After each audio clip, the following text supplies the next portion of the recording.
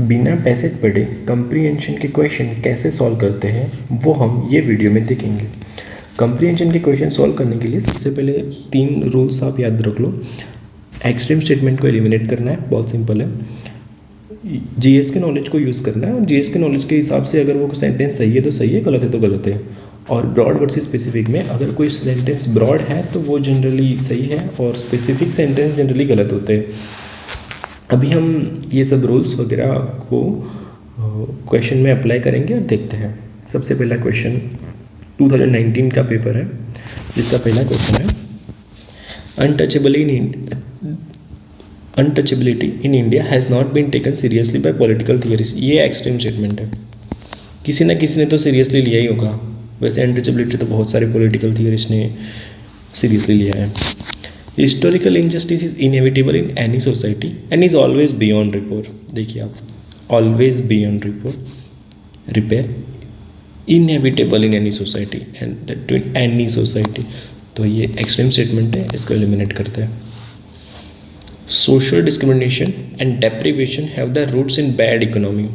GS के knowledge कहता है कि social discrimination and deprivation have the roots in historical injustice,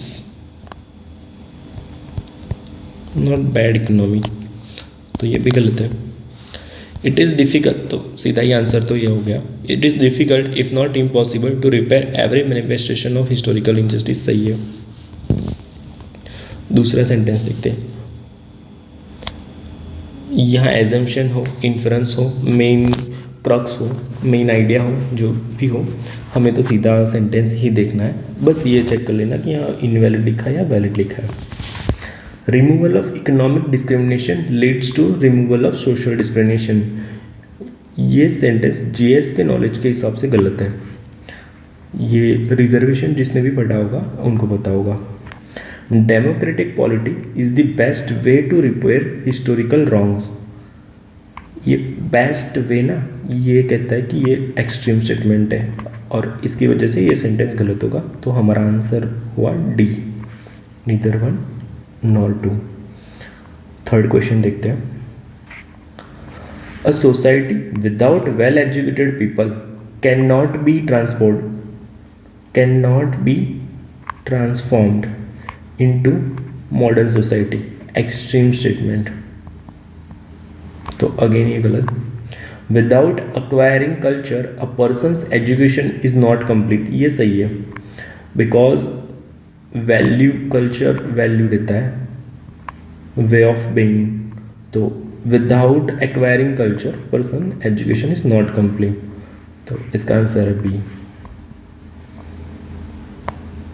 ये सेंटेंस आप कहीं सर्च करके भी देखना, कल्चर के बारे में पढ़ के भी देखना, तो ये सेंटेंस सही लगेगा। फोर्थ क्वेश्चन देखते हैं। Large scale soil erosion is a major reason for wide spread food insecurity in the world. अभी ये मेजर रीजन है तो डाउटफुल तो है। Soil erosion is mainly anthropogenic. अभी सॉइल इरोजन लैंडस्लाइड से भी होता है, सॉइल इरोजन साइक्लोन से भी होता है, सॉइल इरोजन फ्लड से भी होता है। और ये सारी चीज़ें ऐसा तो है नहीं कि मेनली एंथ्रोपोजेनिक है, नेचुरल भी है। तो ये सेंटेंस गलत है। अभी देखिए थे 2 को निकालते हैं, एक, तो बी आंसर आ गया। Fifth, economic power is the only reason for the existence of inequality in society. Extreme statement eliminate करते हैं। इनइक्वालिटी ऑफ डिफरेंट काइंड्स, सबसे पहले तो एक को एलिमिनेट करते हैं, आंसर आ गया अभी।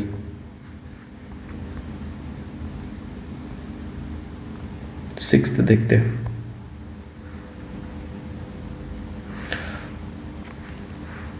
Farmer who modernize their methods and diversify their field will be in an advantageous position in future।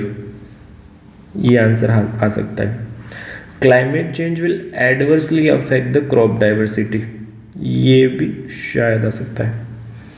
Shifting major crop to new cropland will lead to great increase. in the total area under cultivation and thus an increase in overall agriculture production। ये complicated statement है and दूसरा specific sentence है, तो ये mostly नहीं आएगा answer में। Climate change is the most important, again most important factor affecting the agriculture economy in the future, तो ये गलत है। बहुत सारे दूसरे भी फैक्टर है जो एग्रीकल्चर इकोनॉमी को अफेक्ट करेंगे फ्यूचर में, तो climate change is not most important factor. तो अब ये दोनों में से डिसाइड करना है कि कौन सा आंसर होगा। अभी अगर पैसेज पढ़ भी लिया तो भी दो सेंटेंस में मोस्टली कन्फ्यूज़न होता ही है, तो इसमें से मैं इसमें जाऊँगा कि ये थोड़ा नेगेटिव दिख रहा है तो फिर ये आंसर दे दूँगा। बट हाँ, अगर दोनों में से कोई एक आपने आंसर चूज़ कर लिया और गलत हो गया तो फिर ये तो कॉम्प्रिहेंशन में होता ही है कि 5-6 में से एक गलत होगा। 7th, different species have similar structure of hands is an example of biodiversity। ये लग रहा है सही। Limbs being used by different species for different kind of work is an example of biodiversity। ये मुझे तो नहीं लग रहा। Man and aforementioned animal have similar structure of limbs is an example of coincidence in evolution। देखते हैं। Man and aforementioned animal have shared evolutionary history।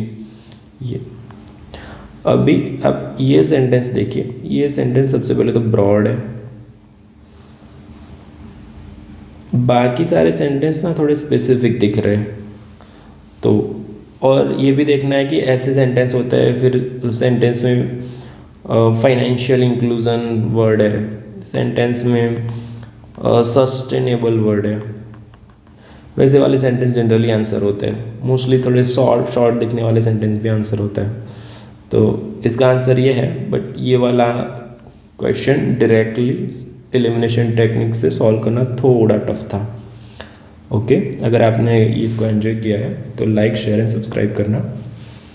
मैं आगे का पेपर भी सॉल्व करूँगा दूसरे वीडियो में।